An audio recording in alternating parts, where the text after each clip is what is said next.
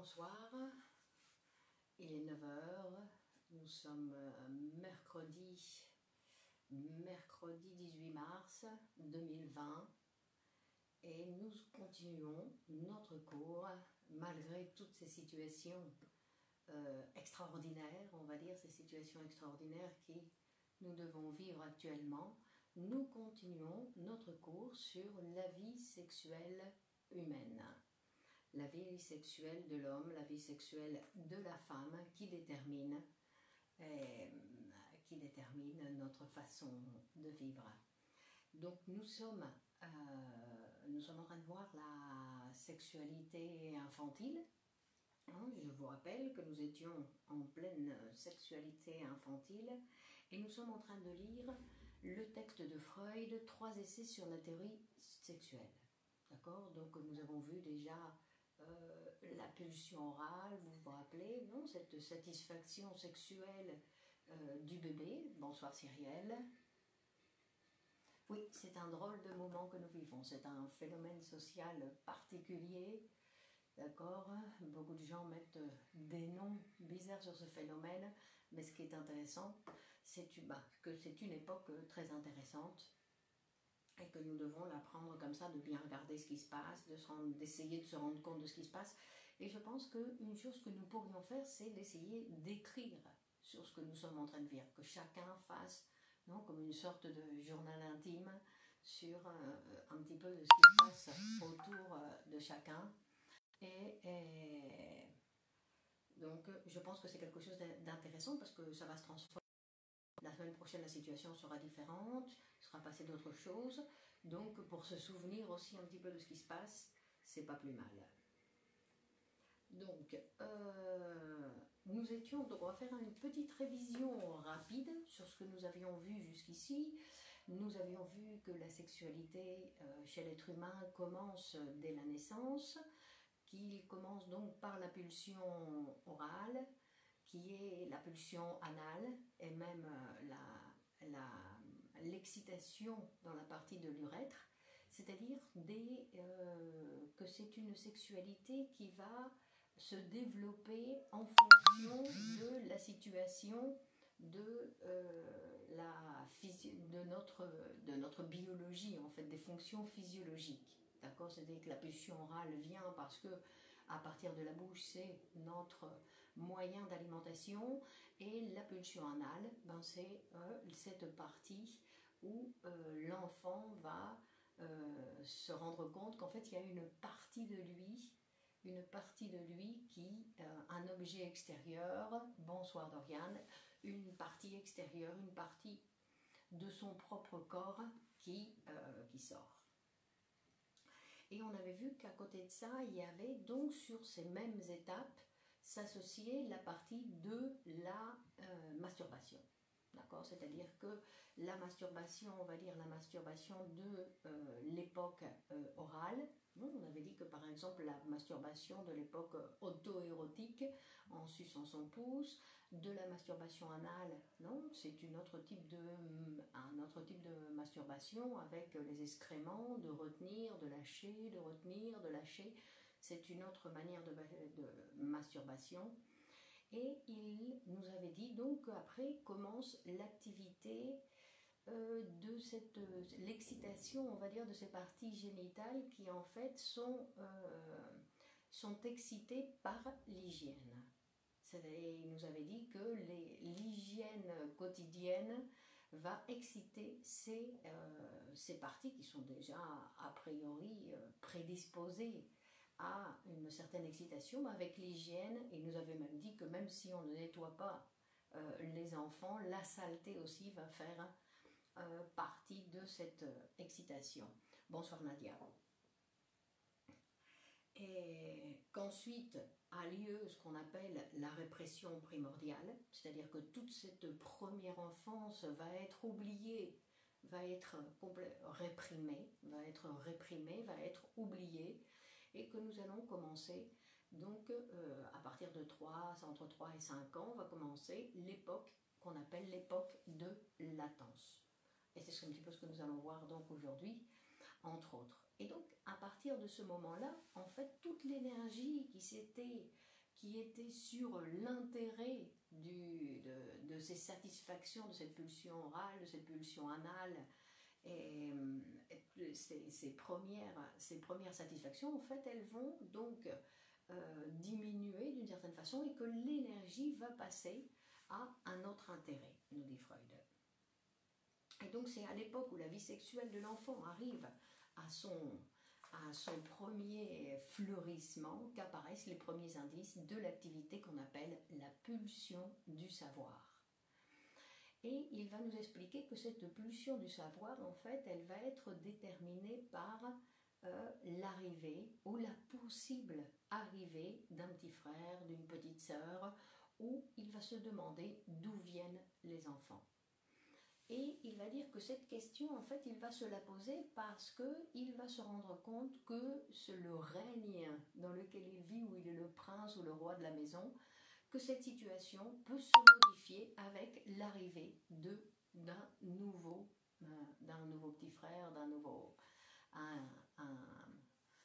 un nouveau dans la famille qui va venir perturber toute cette situation. Et donc c'est ça qui va initier, qui va faire qu'il va commencer à se poser des questions quand il va voir que toute la famille est en branle-bas de combat parce que maman est enceinte, et il va commencer donc par rapport à sa situation, parce que Freud il dit que là il va se poser des questions en fonction de ce que lui il sait de sa situation actuelle. C'est-à-dire que s'il est encore dans la pulsion orale, il va dire ben voilà les enfants, donc il va fabriquer des théories pour donner une explication à ce qui se passe.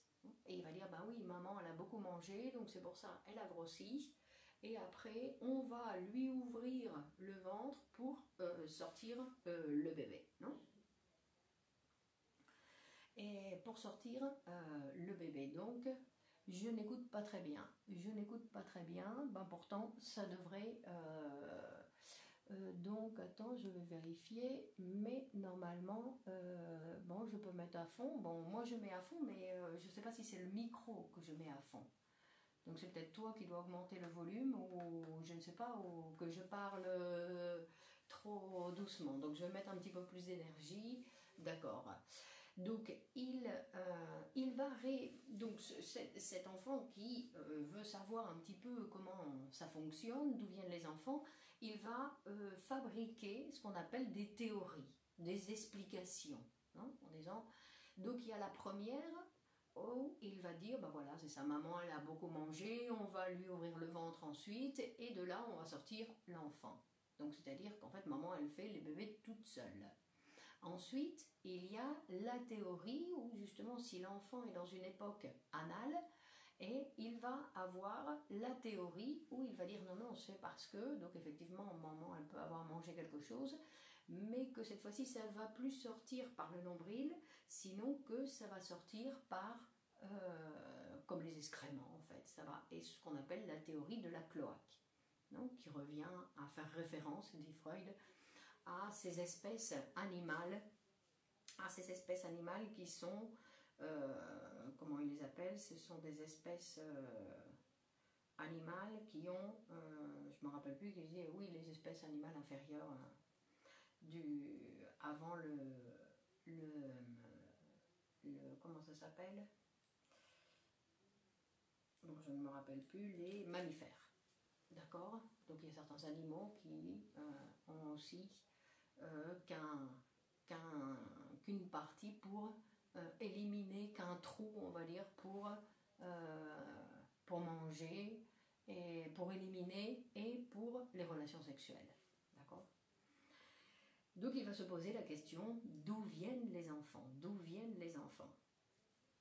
Il dit que donc au début, ce qui va le surprendre à l'enfant, c'est pas la différence sexuelle, ce qui pourrait être plus intéressant pour nous, c'est-à-dire que l'adulte, la première chose qu'il fait quand il rencontre quelqu'un dans la rue, c'est tout de suite, la première référence, c'est homme-femme, homme-femme.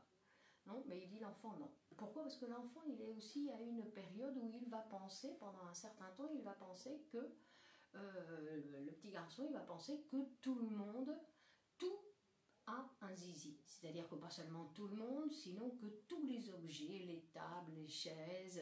Non, il fait référence au cas, il y a un cas de Freud qui s'appelle le cas du petit Hans, qui est très intéressant, où il a fait une analyse avec le cas du petit Hans, il a fait une analyse avec comme intermédiaire le père. Donc c'est le père qui racontait ce qui se passait au petit garçon, et donc avec ça Freud il donnait des conseils au père, et pour accepter, parce que le petit garçon il avait une phobie, non, il avait une phobie, et donc ils ont fait le suivi un petit peu de cette phobie, et Freud, grâce à ce cas, il a pu découvrir directement chez l'enfant tous ces phénomènes que lui, il connaissait d'une certaine façon déjà avec l'analyse de ses patients, des névrosés. C'est-à-dire qu'il va nous dire que toute cette sexualité infantile que lui, il va le découvrir par les patients à l'âge adulte. C'est-à-dire que c'est le patient à l'âge adulte qu'il va présenter ou de façon déplacée ou directement par un souvenir qui va apparaître lors d'une analyse. Et donc on disait qu'il a découvert, donc le petit Hans aussi, qui dit oui, le train il a aussi une petite chose pour faire pipi. Non, il parlait d'une petite chose pour faire pipi parce que le train, il y avait, oui effectivement, à cette époque un tuyau qui passait où sortait l'eau de la condensation. Et donc il disait que le train aussi, il avait comme lui quelque chose pour faire pipi. Et donc, quand il découvre le petit garçon, donc ce petit garçon, c'est l'histoire du petit Hans, quand il découvre sa petite sœur et que sa petite sœur elle n'a pas, donc là il se rend compte que tout le monde n'a pas ce que lui il a. Et donc ça va être une autre étape dans la découverte, parce que pendant très longtemps l'enfant il ne veut pas, même si on lui montre, même si on lui dit, pendant longtemps il ne peut pas le voir, même face à l'évidence. Mais tout d'un coup il le découvre. Donc c'est-à-dire que ça fait partie de son processus où tout d'un coup il peut le voir, il peut voir cette différence. Et il va donc voir qu'il y a d'autres petits-enfants qui n'ont pas cette petite chose pour faire pipi, ce petit zizi que les autres n'ont pas. Donc que les petites filles n'ont pas. Il va donc nous faire référence, et il va y avoir donc aussi pareil qui va nous dire que en fait que elle, si elle l'a pas, c'est parce qu'elle l'a perdu. C'est parce qu'elle l'a perdu, et il va donc aussi donner une explication qui va dire que c'est parce qu'elle a été méchante, c'est parce qu'elle n'a pas été gentille avec ses parents, et donc on lui a coupé directement. Parce qu'en fait, lui, le petit garçon, il a peur, il se rend compte que cette partie, son membre, cette partie de son corps a une expérience, non seulement parce qu'il sent certaines excitations, sinon qu'il se rend compte que ça a une certaine importance, plus que d'autres parties de son corps, on va dire. Et en plus il a, donc comme on avait vu, cette masturbation génitale qui, à l'époque de l'enfance, existe déjà. Donc, et grâce aux excitations de l'hygiène, on parlait aux excitations de l'hygiène, de la maman qui va le nettoyer, et donc qui va, on va dire, exciter cette partie de son corps et la préparer pour l'intérêt, que son petit garçon va être intéressé par cette partie de son corps. Donc lui, il se rend compte qu'il peut le perdre. Il se rend compte, quand il voit que la petite fille n'a pas, il dit « alors moi, ça veut dire que je peux le perdre ». Et c'est là où va venir une chose, parce que tout ce qu'on est en train de voir, ce n'est pas quelque chose en disant « bon voilà, ça arrive aux enfants, après à l'âge adulte, c'est fini et tout ça ». Non, non, non, non. On voit cette sexualité infantile parce qu'en fait, elle va réapparaître chez l'adulte, mais d'une façon déplacée. D'accord ? C'est-à-dire que toute cette évolution de l'enfant, ce développement de l'enfant sur cette sexualité, elle ne va jamais disparaître.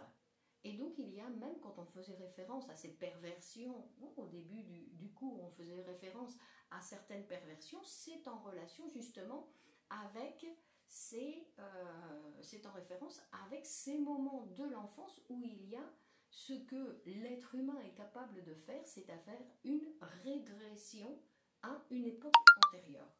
Et donc c'est quelque chose qui peut arriver et qui arrive très fréquemment chez les adultes, c'est-à-dire que les adultes, ils doivent être capables de renoncer à toute cette sexualité infantile.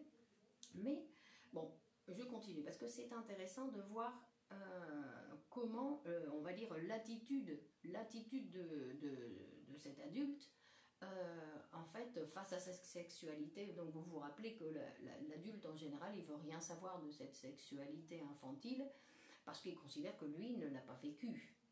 Donc, puisque cette sexualité elle a été réprimée, que lui, il n'a pratiquement pas de traces, il a tout oublié, donc il ne veut rien savoir de ça et en général, il ne s'en occupe pas. Encore aujourd'hui, après plus de 100 ans de la publication de la théorie, de cette théorie pour de cette sexualité infantile, ben aujourd'hui encore, il y a de nombreuses personnes qui nient la sexualité infantile chez les enfants. D'accord? Non seulement il la nie donc chez l'adulte, mais sinon qu'il la nie chez les enfants. Alors on pourrait dire oui, mais c'est normal puisqu'ils ont tout oublié, etc. Oui, mais aujourd'hui il y a la science. C'est comme les gens qui vont dire, bah oui, ce que je vois que le soleil tourne autour de la Terre. Ah non, mais la science est venue nous dire que non. Donc je veux dire que continuer à mettre des barrières en disant non, la science n'existe pas, je ne veux rien savoir, quand ça a été découvert. D'accord ? L'être humain va passer par un développement de sexualité infantile qui ne va jamais disparaître, qui va l'accompagner, bonsoir Soumia, qui va l'accompagner pendant toute sa vie.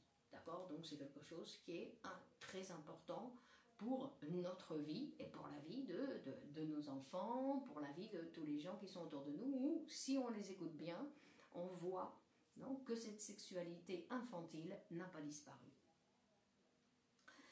Donc il va nous dire que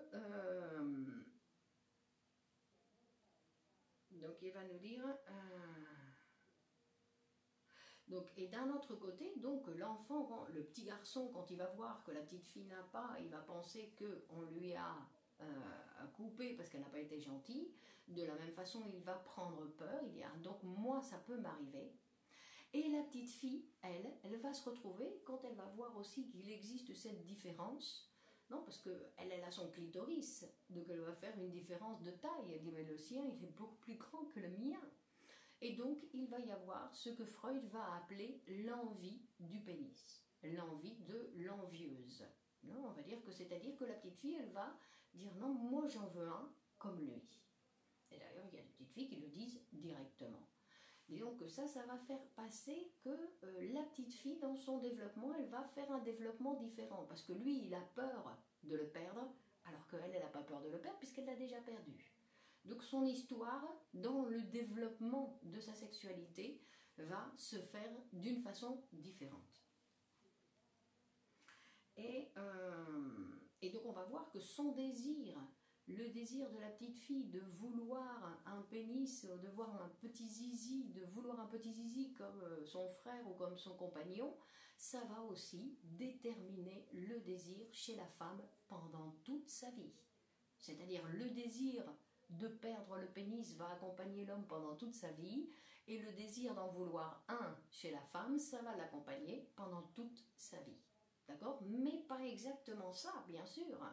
C'est-à-dire que quand nous avons peur comme maintenant par exemple, on va dire, dans l'époque dans laquelle nous vivons, nous pouvons dire que nous avons peur du virus, mais avoir peur du virus quand il ne nous a pas encore attaqué, je veux dire, à la rigueur, bon, si on est malade, on peut avoir peur des conséquences de la maladie.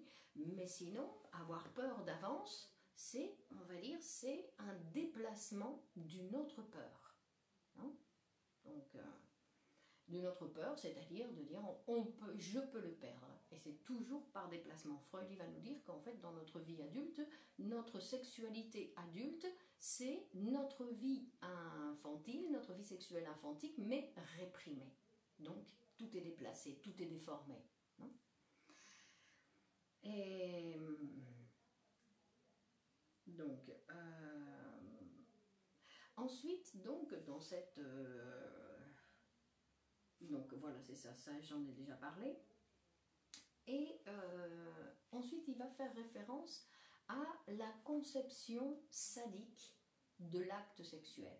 C'est-à-dire que les enfants ont très souvent l'opportunité de voir, de regarder l'acte sexuel ou de leurs parents ou d'autres personnes. Je veux dire qu'ils ont...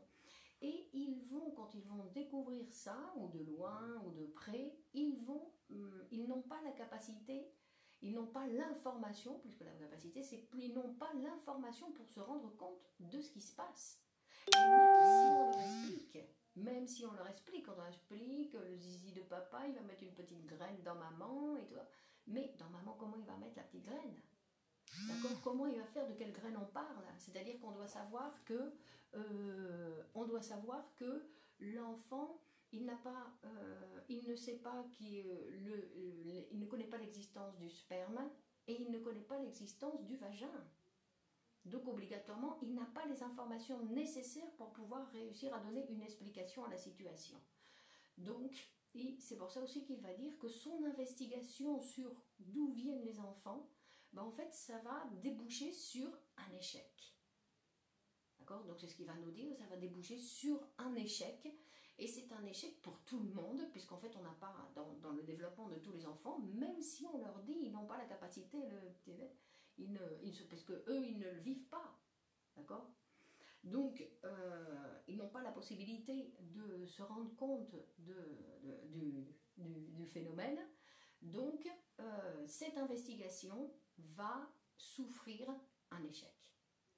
Et ça, c'est quelque chose aussi qui est très important dans le développement de l'enfant, parce que Freud va nous dire qu'à partir de là, face à cet échec, en fait, il y en a beaucoup qui vont renoncer directement à l'investigation, à la recherche, à vouloir se poser des questions. Ils vont s'arrêter là. Leur investigation va s'arrêter là. C'est-à-dire qu'ils vont renoncer à savoir. Non, il y a beaucoup de gens qui disent non, ça c'est le truc, ça ne m'intéresse pas, je ne veux pas me poser de questions. D'accord? C'est-à-dire qu'ils ont renoncé à savoir. Donc, notre désir de savoir, c'est aussi en relation avec ce désir d'instinct sexuel qui, pour certains, continue, bien évidemment, heureusement qu'on ne s'est pas arrêté là, et continue à fonctionner. Et en plus, il va même nous dire que notre désir d'investigation, le désir scientifique d'investigation, c'est un des désirs qui donne le plus de plaisir à l'être humain. D'accord? C'est ce qui va lui procurer la plus grande satisfaction. Alors, il va parler de la satisfaction, bien sûr, quand il parle dans le malaise de la culture, il va faire référence aux différents moyens de satisfaction que peut obtenir l'être humain avec la vie dans le monde actuel dans lequel nous vivons. Donc effectivement, il y a d'un côté le génital, la partie génitale, les relations sexuelles, et d'un autre côté, il va dire, et après, le travail, la recherche scientifique, il va dire, et l'art. Non, ce sont des moyens pour obtenir des satisfactions pour l'homme. Donc il va nous dire que quand il va voir cet acte sexuel qu'il va considérer comme un acte de sadisme, en fait, parce qu'il entend la femme, elle crie, elle gémit, apparemment elle n'est pas contente, donc, et il va considérer que en fait l'homme il attaque la femme. Et il dit que ça va rester, c'est encore une conception donc de l'acte sexuel, que la façon de lire la sexualité de l'enfant qui va ensuite se maintenir. D'accord? C'est pour ça qu'on parlait aussi de ces perversions dans le sadisme et le masochisme. Non? Que c'est quelque chose qui vient de ces époques de l'enfance, de cette époque de l'enfance. Donc il dit que la psychanalyse nous a démontré que, effectivement, que ces impressions, les impressions que l'enfant a reçues quand il a vu et a l'occasion de voir ou de découvrir une relation sexuelle, ce sont des impressions qui vont être choquantes pour l'enfant, qu'il va ensuite oublier, d'accord, choquantes pour l'enfant, mais qui vont garder donc un trait, une résonance, on va dire, qui va marquer une résonance et qui est possible une prédisposition en fait à un déplacement sadique pour la fin sexuelle, pour les relations sexuelles. Bon, si vous voulez intervenir, si vous voulez poser des questions, s'il vous plaît, je suis là pour vous, je viens pas simplement réciter ma leçon, sinon que je viens aussi pour cette possibilité d'échanger. Et donc on a vu que cette investigation sexuelle, elle est vouée à l'échec, d'accord? Et que donc il dit que très souvent, pas très souvent, ça c'est moi qui le dis, mais qui dit qu'il est possible que l'enfant après ne veuille plus rien savoir sur l'investigation, puisque celle-là, elle a échoué. D'accord? Et d'ailleurs, ça fait partie aussi des fois quand les gens ont de mauvaises opinions de soi-même. Ah non, mais moi je suis nulle, moi je suis pas intelligente, parce que j'ai échoué dans mon investigation infantile. Alors que c'est infantile, que on devait échouer, que c'est quelque chose qui fait partie du développement, mais il y en a certains qui pensent que comme ils n'y sont pas arrivés là, ben c'est fini pour eux. Non? Et il va nous dire aussi que cette investigation qu'il fait pour arriver aux explications, vous voyez les enfants qui disent qu'est-ce que ça signifie être marié. Alors là, être marié, ça veut dire faire des enfants. Non, il y en a qui disent ben, si on va faire pipi ensemble, après on peut avoir des enfants, ça veut dire être marié. Non, je veux dire qu'il y a, quand vous écoutez les enfants, ils ont des tas d'explications, des tas de théories. Hein. Et une autre chose aussi qui est importante, c'est qu'il va dire que l'enfant, il va, surtout quand il a certaines, parce que lui, il a des réponses, non, des réponses erronées, puisqu'il n'a pas tous les éléments, mais il a des réponses. Et donc, il va aller poser des questions aux parents. Et en fait, très souvent, les parents ne répondent pas par rapport à la situation de l'enfant. Donc, un parent qui, avec son petit garçon de 3 ans, va lui expliquer tout le fonctionnement de l'acte sexuel, ben, le petit garçon il va regarder en disant « Qu'est-ce que tu me racontes ? Je comprends rien. » Non, c'est-à-dire que ce sont des éléments comme, que nous devons avoir, qui n'a pas tous les éléments pour comprendre. Et il dit, et il y en a d'autres parents qui directement vont leur dire qu'on va chercher les enfants dans les choux, on va accueillir les enfants. Et alors là, il dit, ça c'est complètement néfaste pour les enfants parce qu'ils vont perdre la confiance qu'ils avaient pour les adultes. Ils avaient confiance en leur papa, ils avaient confiance en leur maman, et là, à partir de là, ils vont perdre leur confiance et ils vont continuer leur investigation, mais en secret, en solitaire. Ils ne vont plus la partager donc avec les adultes parce qu'ils vont voir qu'ils ne peuvent pas avoir confiance, qu'ils ne les comprennent pas. Et donc c'est là où il va y avoir aussi cette première séparation, où ils vont commencer à penser par eux-mêmes. Par eux-mêmes et sans le communiquer. Attention, parce que normalement, jusqu'à un certain âge, ils pensent beaucoup, ils communiquent tout, ils disent tout ce qu'ils pensent, pom, pom, pom, ils disent tout. Donc il faut les laisser parler, ils s'expriment, plus ils essayent de voir un petit peu comment ça fonctionne. Donc il faut les laisser parler et les écouter pour voir un petit peu comment ils nous racontent ce qu'ils découvrent. Et je veux dire, pas les censurer, pas les considérer comme il dit des bêtises, non, il est en train de faire son processus d'appréhension de la sexualité, d'où viennent les enfants, d'avoir ce genre de réponse. Et ensuite, donc, il va nous parler, il nous avait dit que dans l'enfance, la satisfaction était principalement auto-érotique. On avait vu que l'enfant suce son pouce, donc son pouce, en fait, c'est une partie de son propre corps, donc il n'a même besoin de rien de l'extérieur, que c'est un élément qu'il va utiliser pour développer. Donc une sensation, c'est sa masturbation. D'accord ? Sucer son pouce, c'est un acte de masturbation. De la même façon qu'après, à l'époque, au stade anal, avec les excréments, c'est aussi une partie de masturbation, non ? Je le lâche ou je le garde, donc... Freud, il explique que les enfants qui ne veulent pas faire caca, qui restent 2-3 jours sans faire caca, c'est pour garder cette masse fécale, non, qui est une sensation, en fait, et qu'ils utilisent pour une masturbation anale. Mais il dit, on avait donc pensé qu'au départ, il y avait un auto-érotisme et que c'était le seul possible pour la satisfaction. Mais en fait, il va nous dire que non. Que ce n'est pas le seul. Donc effectivement qu'il existe cet auto-érotisme chez l'enfant, mais qu'en plus, l'enfant va quand même avoir un objet. Parce que nous devons voir, bon, il y a cette satisfaction érotique, mais porque siempre que abro tus mensajes me atrapa y no me deja salir. Hola Jesús, ¿qué tal?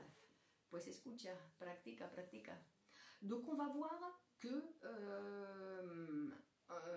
on va voir donc qu'il va nous montrer que s'il y a des objets, par exemple, au stade oral, pour le bébé, le nouveau-né, on va dire, le premier objet, c'est le sein.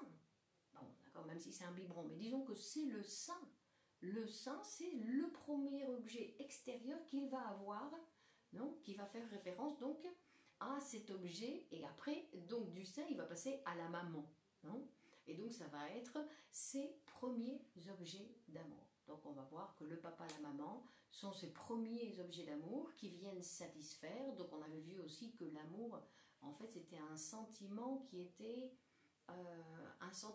très associé pour l'enfant, très associé aux besoins. Parce que la maman, quand il pleure, parce que la maman s'en va, c'est parce qu'il s'occupe de moi. Il se rend compte que lui tout seul, il ne peut pas se débrouiller. Donc, qui va s'occuper de moi?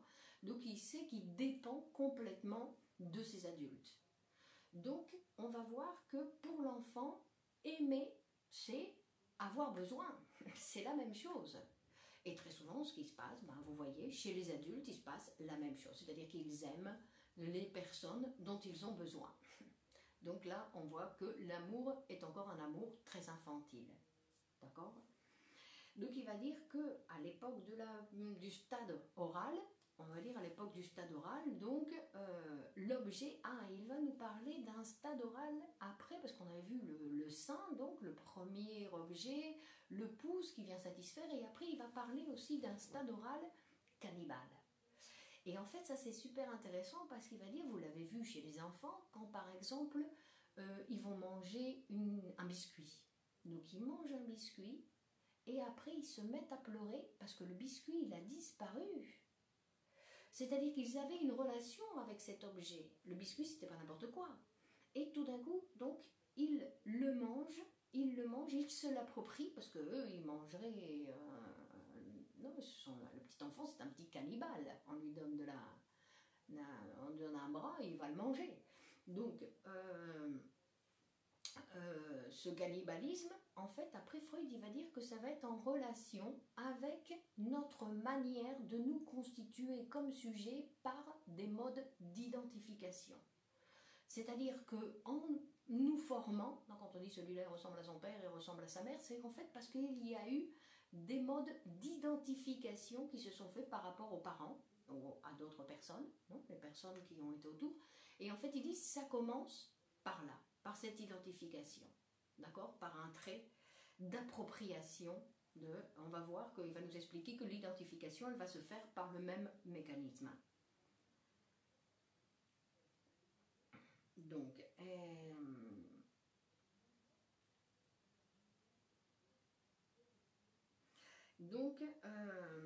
et donc il va dire, pendant le stade oral, il va dire qu'en fait l'activité sexuelle, elle n'est pas séparée de l'absorption des aliments, d'accord?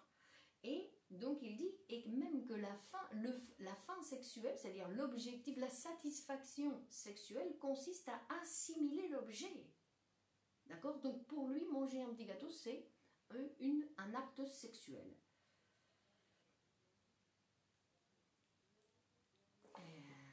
Je ne sais pas si c'est mon côté, donc on va dire du sein à la psychanalyse. Bravo Sylvie, oui, du sein à la psychanalyse. Je ne sais pas si c'est mon côté, mais je n'entends pas grand-chose. Bon, d'accord, je vais me rapprocher, je vais essayer de parler un petit peu plus fort, en espérant, Doriane, que vous allez... Et ensuite, il va nous parler donc de ce qu'on appelle l'ambivalence. D'accord? Donc, toujours, c'est quelque chose qui peut se conserver à travers toute la vie. Avec les écouteurs. Bon, d'accord. On va voir si ça marche mieux. Heureusement, je les ai là, juste là. Donc, ce serait ici. Donc, on va essayer de voir. Alors, les écouteurs. Bon, moi, j'écoute pas, bien sûr. Mais alors, est-ce que c'est mieux comme ça? Est-ce que vous m'entendez mieux? Est-ce que le micro est plus... Ok, d'accord, ça marche. Donc, il va nous parler de l'ambivalence. Non, non, parce qu'après, il y a l'époque, pardon, je saute un truc. Donc, il y a le stade oral, on a vu qu'il y a ce stade cannibale, où il va s'approprier, bonsoir Chloé, il va s'approprier donc de son objet, et après, il va faire référence aussi au stade anal. D'accord? Donc, le son est bon, Dorian, mais ce qu'on dit, pas obligatoirement. D'accord.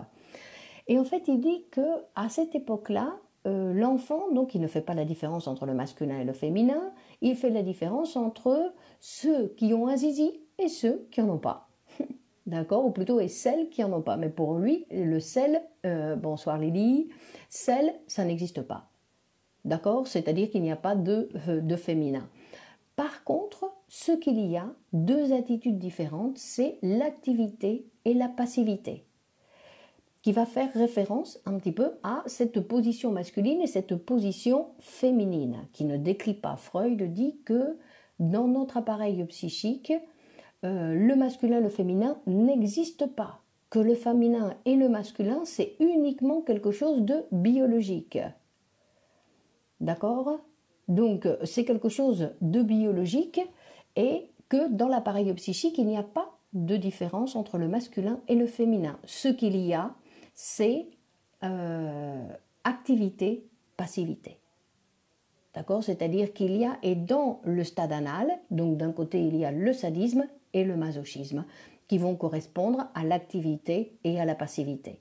Ce qu'on va voir aussi, c'est que ça ne veut pas dire que la position sadique active développe plus d'énergie.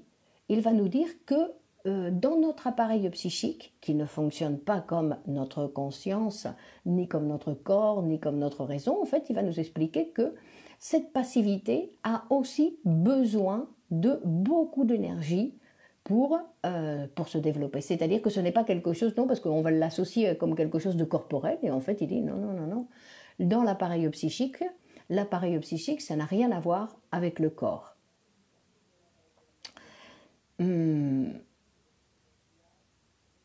Donc il va dire que d'un côté, nous avons cet auto-érotisme et d'un autre côté, nous avons une relation, le bébé, l'enfant a une relation avec des objets extérieurs. Donc, ce que ensuite, il va devoir, non, toutes ces pulsions, donc la pulsion orale, la pulsion anale, ensuite, on va dire la pulsion génitale, et toutes ces excitations, on va dire, ce sont des pulsions. En fait, elles vont, à l'âge adulte, devoir se réunir, parce qu'on voit que, comme maintenant, on voit bien qu'elles sont bien séparées. Mais tout ça va devoir se réunir en une seule pulsion pour l'adulte. En fait, c'est ce qui doit se produire chez l'adulte, que toutes ces pulsions partielles doivent se réunir pour un acte sexuel en vue de la reproduction. Bon, même si ce n'est pas exactement pour la reproduction, mais en vue d'une satisfaction génitale, qui arrive à un orgasme génital, dans ce sens-là. D'accord? Donc, mais ce qui se passe, c'est que très souvent, il y a des pulsions partielles qui continuent à fonctionner toutes seules. En fait, il y a une régression à l'âge adulte qui revient à une grande satisfaction pour la pulsion orale, comme on avait déjà vu, non, les gens qui fument, par exemple, dès qu'il y a une augmentation de tension, poum, une cigarette ou un verre d'alcool, etc. D'accord? Donc, c'est la même chose qu'ils faisaient, on va dire, ou c'est non, quand ils avaient faim, il y avait une augmentation de la tension et poum, on leur donnait quelque chose dans la bouche. En fait, ça s'est déplacé à l'âge adulte et on cherche cette même satisfaction. On va dire que ce qui, chez l'enfant, quand l'enfant a vécu une satisfaction, donc la satisfaction alimentaire, la satisfaction anale, non, même la satisfaction de l'urètre, etc. Les satisfactions, ou la satisfaction aussi quand il joue, c'est un autre type de satisfaction. En fait, il dit qu'il va ne jamais renoncer à tout ça. Que l'être humain, il ne renonce pas à ce qui, un jour, l'a fait jouir. De la même façon, bien sûr, et un enfant, il est capable de jouir avec n'importe quoi. Ça veut dire que les enfants, nous, quand on voit les adultes, on voit les enfants qui se font frapper par certains parents et on dit quelle horreur, comment il doit souffrir. Non. Le problème, c'est bien ça. C'est que pour lui, ce n'est pas obligatoirement une souffrance, même s'il se rend compte que ce n'est pas tout à fait bien ce que fait son papa ou sa maman, non, de le frapper, mais il a une satisfaction. Et c'est ça le problème, parce qu'après, il va continuer à réclamer dans une réalité adulte. Bon, ce n'est pas obligatoire, attention, parce que ce que vient nous dire la psychanalyse, c'est que c'est à partir de l'âge adulte que nous allons pouvoir déduire ce qui s'est passé pendant l'enfance. Et ça ne veut pas dire qu'un enfant qui a été frappé, après, va non, chercher des coups à l'âge adulte. Non. Donc, je veux dire que chaque cas est particulier. Disons qu'ici, on est en train de voir un petit peu le contexte général pour après écouter le patient et montrer comment lui, face à cette sexualité infantile, il a vécu. Parce qu'en fait, on voit que toute cette période, toute cette découverte de cette sexualité infantile, ben en fait, il y a plein de choses. Lui, quand on parlait la fois dernière de corruption, on parlait de corruption dans le sens où, ou entre enfants, ou avec l'intervention d'un adulte qui va lui faire découvrir, ou avant l'âge, la sensation de ses parties génitales, etc. Donc, pour l'enfant, tout ça, ça lui procure un plaisir, mais c'est avant l'heure. Alors, ça va produire, très certainement, pas obligatoirement, mais ça va produire des déplacements. D'accord? Des déplacements, c'est-à-dire qu'après, il va chercher cette même satisfaction. Parce que l'être humain, donc, qu'est-ce qui se passe? Non, parce qu'après, on peut dire, bah alors comment on fait pour le transformer? Comment je vais faire pour transformer si j'ai une satisfaction infantile qu'après je répète à l'âge adulte, ou que je vois que j'ai des manières de satisfaire, on va dire, mes pulsions sexuelles que j'aimerais bien ou diversifier ou ne pas toujours retomber dans la même chose.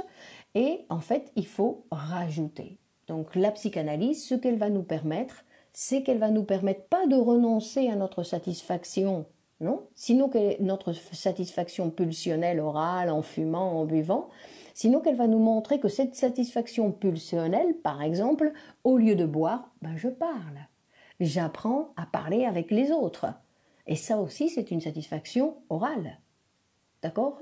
Donc il va montrer comment on peut déplacer cette satisfaction et en plus et surtout, il va fabriquer, il va donner la possibilité d'avoir d'autres satisfactions que l'adulte ne connaissait pas puisqu'il allait toujours sur, non, il avait tendance toujours à revenir sur cette satisfaction de l'enfance. Donc là, tandis que là, la psychanalyse va lui permettre de découvrir d'autres possibilités de jouissance. Non? Donc, nous en sommes à l'ambivalence. L'ambivalence.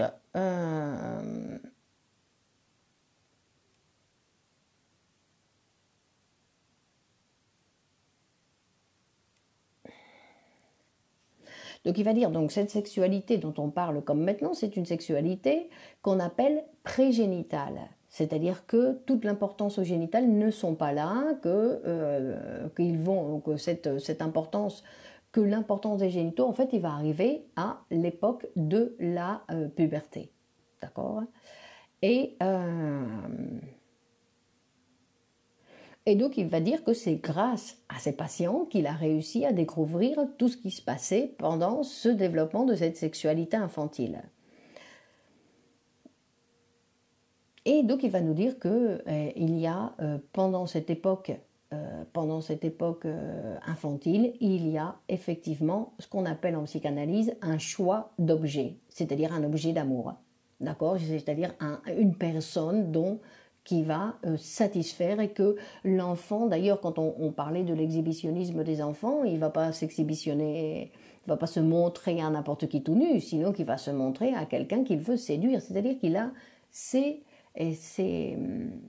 comment on va dire, il va choisir, d'accord, il a ses satisfactions, donc il a un objet, c'est-à-dire que tout n'est pas auto-érotique, tout n'est pas avec lui-même, il a des relations donc avec l'extérieur et des satisfactions avec certains objets.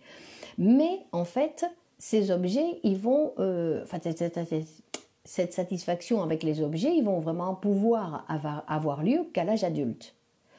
Et en plus, on va voir que donc ces premiers objets d'amour, qui sont en général papa et maman ou les personnes qui se sont occupées de l'enfant, et il va devoir renoncer à ses premiers amours.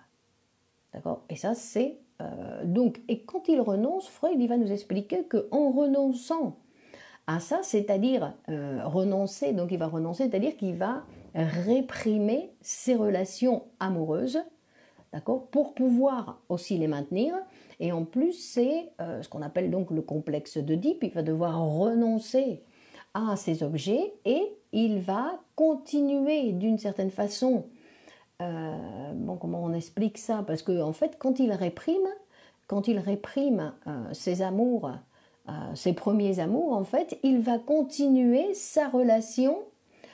Quand il renonce, il réprime, c'est le complexe d'Oedipe. Oui, Doriane, c'est le complexe d'Oedipe. D'accord. Donc il va renoncer à cause de la menace de la castration, il va renoncer, donc on verra ça plus tard, mais il va renoncer donc à ces objets, et en fait donc la relation avec papa et maman va se transformer. Donc il va y avoir une relation de tendresse, il va y avoir une relation de respect, mais en fait Freud lui dit attention, ne nous détrompons pas, il va rester aussi une relation ambivalente. D'accord. C'est-à-dire qu'il va garder que derrière cette tendresse, il dit derrière cette tendresse, derrière ce respect, il y a toujours ces premières tendances amoureuses. Non. Et il va parler donc, en fait, l'enfant, il va avoir par rapport à ses parents, il va avoir des sentiments ambivalents.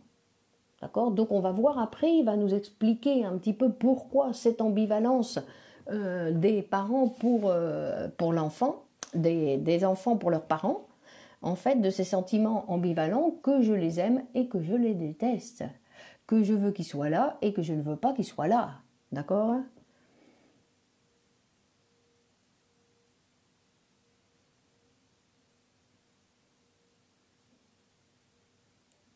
Bon, alors vous avez d'autres questions?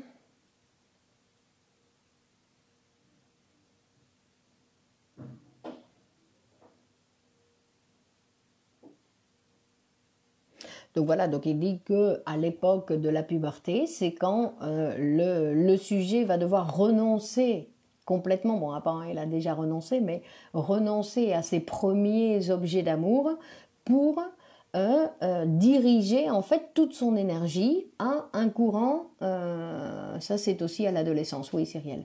Et donc à diriger en fait, bah, vous savez c'est quand les enfants ils commencent à critiquer maman, que maman c'est plus la plus belle du monde, que papa non, qu'il est stupide, que les enfants commencent à critiquer leurs parents, donc ça c'est l'époque où ils ont d'une certaine façon renoncé à cet amour et qui en plus ils vont découvrir que l'étiquette en fait qu'ils leur donnaient, puisque maman en fait elle pouvait tout, parce que eux ils pouvaient rien.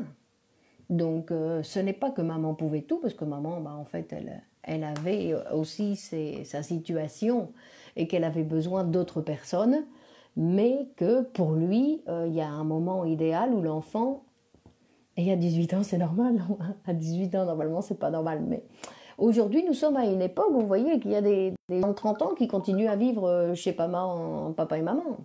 Normalement, oui, dans rien, ils doivent choisir d'autres objets d'amour. Ils doivent renoncer à ces premiers objets d'amour. Mais on ne renonce jamais complètement. C'est-à-dire qu'on va dire que la maman, en fait, la maman, elle va vivre avec nous toute notre vie. La maman, elle continue, même morte, elle continue à vivre avec nous. Donc c'est quelque chose qui est très important pour le sujet, pour la constitution du sujet, et qui va participer. C'est-à-dire que tout le monde, nous sommes tous, autant les hommes que les femmes, nous sommes tous amoureux de notre maman et nous continuons à l'être pratiquement toute notre vie.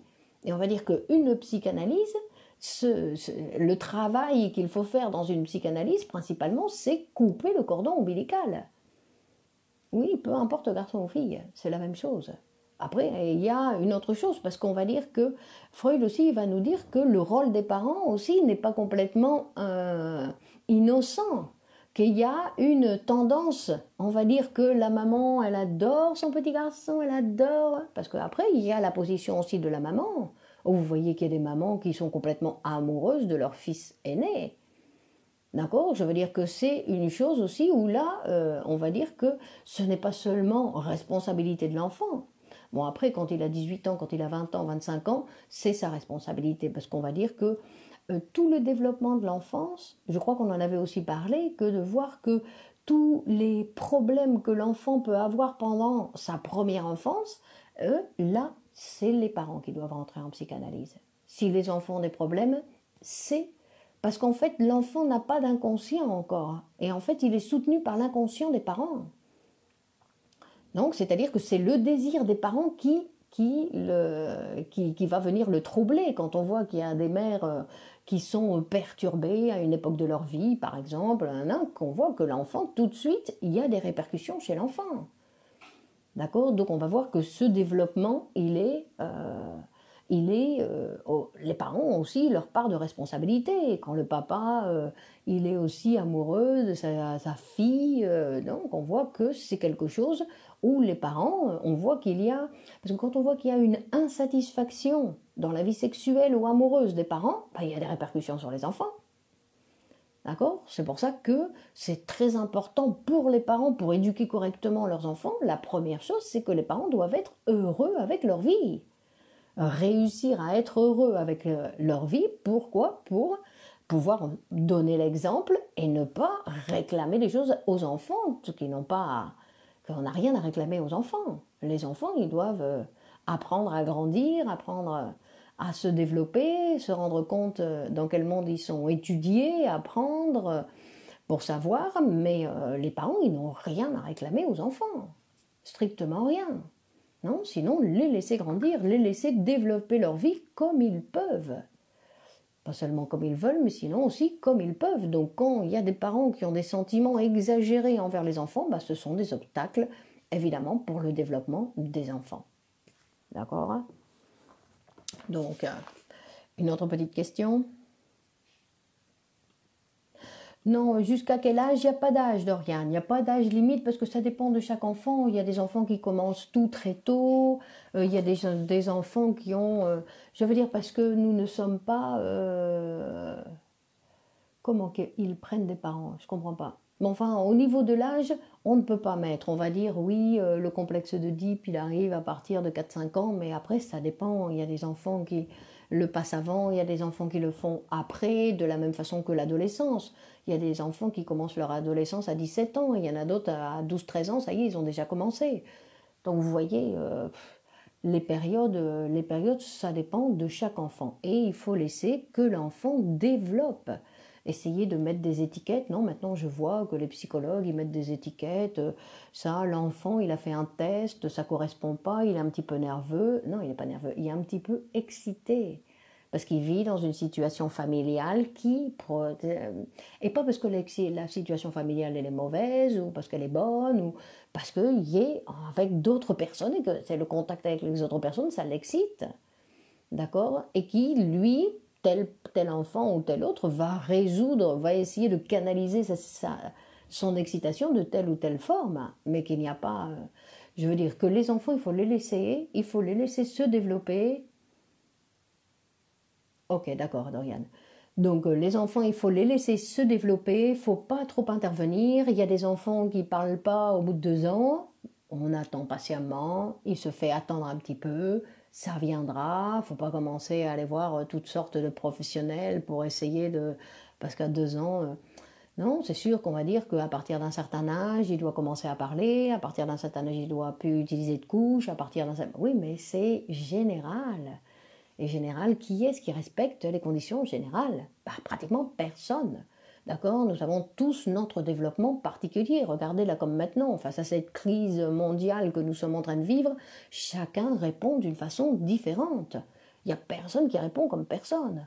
On essaye tous de voir un petit peu comment on va se débrouiller face à la situation. Non? Autant intellectuellement, autant que économiquement, autant au niveau de notre santé. Je veux dire, on voit qu'il y a des gens qui prennent soin de leur santé ou comment on va dire, ils prennent des protections contre le virus d'une manière exagérée, et il y en a d'autres qui prennent pratiquement pas de... Et au milieu de ces deux exceptions, de ces deux extrêmes, il y a un éventail énorme de possibilités. D'accord? Donc, laissons. Le plus difficile, c'est d'accepter les différences. Autant dans la croissance des enfants que nous dans nos manières de faire. Nous, avec les adultes, nous devons apprendre où on est dans autre chose. Je ne comprends pas, Dorian. Excusez-moi, je ne comprends pas. Et oui, il faudrait la communication, non, Dorian? Il faudrait pouvoir parler. Hein. Donc... Et donc, apprenons à tolérer les différences. L'autre est différent. Non seulement il y a une différence sexuelle biologique entre l'homme et la femme, sinon qu'aucune femme ne ressemble à aucune femme, aucun homme ne ressemble à aucun homme, que nous sommes tous différents avec des particularités bien nettes. Je veux dire que quand vous écoutez les gens, personne ne ressemble à personne. Chacun a sa manière de faire. Donc, et c'est d'ailleurs c'est ce qui permet toute cette...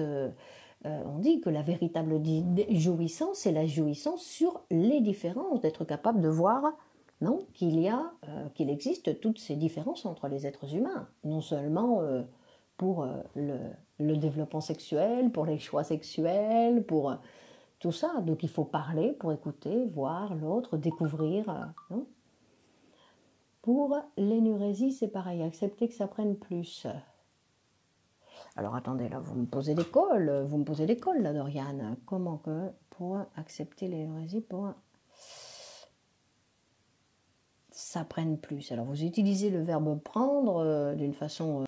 mais c'est pareil, exactement. Il y a des enfants qui arrêtent de faire pipi à un certain âge, et il y en a d'autres qui arrêtent. Et après, quand le petit frère il arrive, boum, ils refont. Donc c'est une excitation, c'est une expression de leur excitation. Donc après, il y a des systèmes, des gens qui font qu'il faut les réveiller de temps en temps la nuit pour... Parce que bien évidemment, il faut leur apprendre qu'on ne fait pas ça. D'accord? C'est comme le petit garçon qui se touche tout le temps. Il faut lui dire, attends, non, pas en public. Tu peux te toucher, mais pas en public. Donc tu vas dans les toilettes et tu vas te toucher si tu veux, mais tu ne fais pas ça en public. Parce qu'après, si... non, je veux dire que c'est pas... c'est l'éducation, c'est lui montrer par où, par ici peut-être, par ici, puis là, pas intervenir, ni juger si c'est bien, si c'est pas bien, non. Parce qu'en plus, en général, quand on juge toujours par rapport à notre propre vie, et notre propre vie, elle est le modèle pour qui? D'accord? Donc la vie, on ne peut pas faire la vie des autres, donc il n'y a pas de modèle. Le modèle, c'est faire sa propre vie. D'accord? Et à la rigueur, être heureux, réussir à être heureux, ça peut peut-être servir de modèle pour les autres, et c'est pas facile. D'accord? Parce que c'est un travail. Être heureux, c'est un travail. Ça devient pas, ça tombe pas comme ça du ciel. C'est un travail. C'est avec une discipline. D'accord? Une discipline dans le sens de se maintenir. Comme maintenant, par exemple, où en Europe, ou pratiquement dans toute l'Europe, on est enfermé chacun chez soi. Ceux qui ne maintiennent pas une discipline pour continuer à faire des choses, de s'obliger à maintenir, à essayer de faire des choses, obligatoirement, ils vont tomber dans l'anxiété, dans l'angoisse, dans la paresse, ils vont avoir des troubles, et ça va provoquer de troubles graves, parce que nous sommes des personnes sociales. Nous avons besoin des contacts avec les autres, de pouvoir parler avec les autres, de pouvoir faire des choses.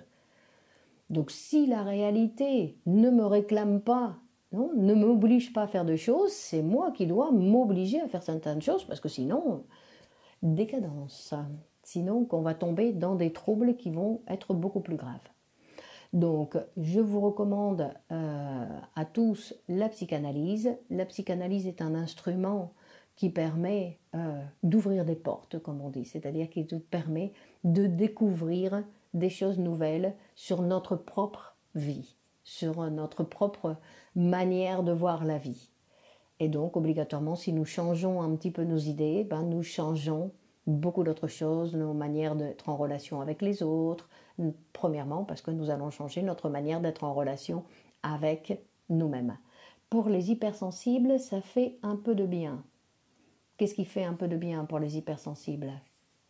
Qu'est-ce qui fait un peu de bien, Cyrielle? Elle interdit la réalité aujourd'hui. Elle interdit la réalité aujourd'hui. Je comprends pas non plus mal. C'est moi qui capte pas. Alors, comment, Sylvie? Elle interdit. C'est qui, elle? Elle interdit la réalité aujourd'hui. Ben, pardon, vous me posez des cols, j'arrive pas à voir. Ou alors, je suis butée. Peut-être que je suis butée, je comprends pas. L'éducation varie en fonction de l'éducation que les parents ont eue eux-mêmes. Exactement. Et en même temps, l'enfant est un miroir pour les parents. Exactement. C'est-à-dire que très souvent, on dit que les enfants, ils sont mal éduqués. Et quand on regarde les parents, il y a eu un manque d'éducation aussi des parents. D'accord? C'est pour ça, d'où l'importance, on dit, avoir des parents heureux, c'est la possibilité pour les enfants de l'être aussi. Attendant. le silence en ce moment avec le confinement pour l'AFC, donc vous disiez, pour l'instant, ça fait un peu de bien. Ah, donc vous considérez d'être un peu en éloignement avec les autres, que ça fait du bien de prendre une distance avec les autres. Ben, vous voyez, donc ça c'est une manière de voir, non? Mais ensuite, et vous voyez, en même temps, l'enfant est un miroir pour le parent. Si, Pélo, après, comment on regarde? Parce que je pense que ça, c'est une erreur de penser que ce que je vois de mon enfant, c'est ce que je suis moi. Attention, attention, parce que nous sommes troublés, c'est notre enfant, nous ne regardons pas bien. Je veux dire que nous sommes nos sensations, nos sentiments, notre amour pour notre enfant, notre manière de nous voir nous-mêmes. On n'est pas capable de juger. C'est vrai que l'enfant, c'est un miroir, peut être un miroir pour les parents. Mais en plus, pendant un certain temps, moi, je ne me mettrai pas comme ça en considérant ça, à la rigueur, peut-être quelqu'un de l'extérieur pourrait dire, mais le parent lui-même, non, non, son enfant, ça ne peut pas être un miroir. Parce que sinon, en plus, c'est pour ça que des fois, il y a des parents qui traitent mal les enfants. Parce qu'ils se voient dans leurs enfants. Donc, ils les traitent mal de la même façon qu'ils se traitent mal eux-mêmes. Non, qu'ils se maltraitent eux-mêmes parce qu'ils ne sont pas à la hauteur de leurs ambitions, etc. Et donc, ils reprochent des choses à l'enfant alors que l'enfant, il doit faire sa vie. Beaucoup moins de stress, ok. Est-ce que le fait de vouloir avoir des enfants parfaits, entre guillemets, y a-t-il un surmoi trop fort? Donc, c'est ce que je suis en train de dire, Doriane. D'accord? C'est-à-dire que quand on a des grandes ambitions, on dit qu'il faut avoir une grande capacité de travail pour pouvoir arriver à ces ambitions. Si je ne travaille pas de ce que je dois travailler pour mes ambitions, obligatoirement, j'ai des frustrations. Et donc, après, non? Et en général, c'est vrai que quand on veut des enfants parfaits, c'est parce que nous, on n'a pas su faire les pas nécessaires pour notre vie, et donc on veut que lui, il le fasse. Ce que moi, j'ai pas pu, il faut que lui, il le fasse. Donc, non, que c'est... la réalité... Ah, merci Sylvie, d'accord. La réalité interdit l'action. Mais je ne sais pas. Pourquoi? Et lire? Lire, c'est pas interdit. Étudier, c'est pas interdit. Parler avec des amis, c'est pas interdit. Faire de la gymnastique chez soi, c'est pas interdit. Je veux dire que nous avons encore beaucoup de choses à faire chez nous. On peut encore, je veux dire, écrire, s'il vous plaît. Essayez d'écrire, écrivez votre journal intime. Et quand je dis votre journal intime, c'est une façon de parler. Utilisez. Moi, je pensais, il y a des gens aux États-Unis qui sont déjà en train d'écrire les scénarios des films catastrophes à venir. Je veux dire, vous pouvez le faire, parce qu'on peut écrire de la réalité et on peut inventer, imaginer. Imaginer la situation dans un mois. Parce que nous vivons dans une incertitude. Donc, écrivez-la, inventez-la. Inventez la pire, la meilleure, la banale, la plus originale. Inventez, écrivez. Merci pour votre analyse. Merci à vous, Liazine.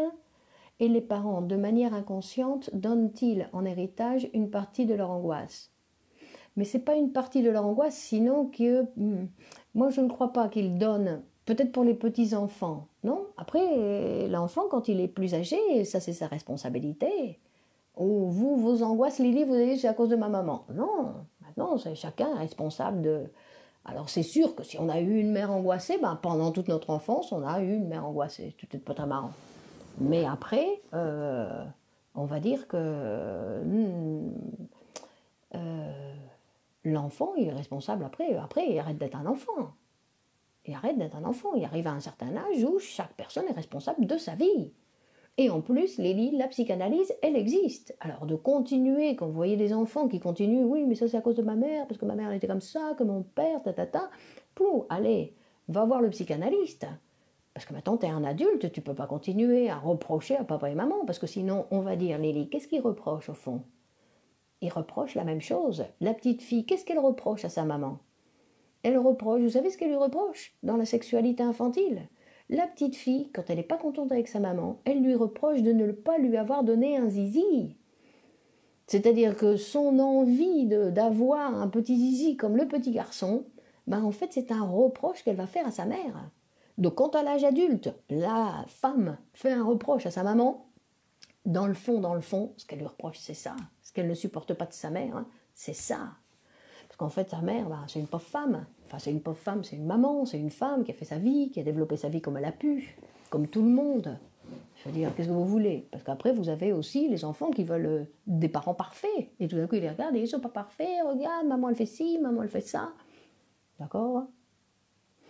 Bon, nous pouvons continuer. Ouf, nous avons passé l'heure. Bon, alors nous pouvons continuer. Nous continuons mercredi. Mercredi prochain à 21h. Donc si moi j'ai rendez-vous avec vous, ben, j'espère que vous serez là pour participer. De la même façon, moi je serai là pour... merci à vous Lily. Et moi je serai là pour être avec vous. Non, parce que c'est ça aussi, il faut prendre rendez-vous puisqu'on n'a plus d'obligation de l'extérieur. Prenons rendez-vous. Nous serons là mercredi à 21h. Vous vous rappelez que le mardi à 20h, c'est l'interprétation des rêves. On continue avec le travail du rêve. D'accord? Donc, donnons-nous ces rencontres comme obligation, comme ça on a quelque chose à faire. Et ce que je vous propose aussi, qui peut être intéressant, c'est d'essayer d'écrire. Écrivez ce que vous avez écouté. Ne réécoutez pas obligatoirement le vidéo, mais sinon ce que vous avez gardé comme information. D'accord? Pas pour le comparer, si c'est vrai, si vous êtes trompé, simplement pour essayer de vous rendre compte qu'est-ce que j'ai écouté, non? Et comment je l'articule. Et si vous écrivez quelque chose, très certainement vous aurez des questions pour la fois prochaine. Bon, bonne continuation, bonne semaine, prenez soin de vous, qu'apparemment ce virus, c'est pas de la rigolade, d'accord? Donc prenez bien soin de vous, suivez les conseils des protections qu'on nous bombarde partout, suivez les conseils, et donc restez chez vous, et en plus lavez-vous les mains, faites ceci, faites cela, d'accord? Pour garder, bonsoir Nadia, donc à mercredi, à mardi, donc nous continuons à étudier, à écrire. Belle fin de soirée Lélie. Allez, à bientôt, bonne continuation, prenez soin de vous, au revoir.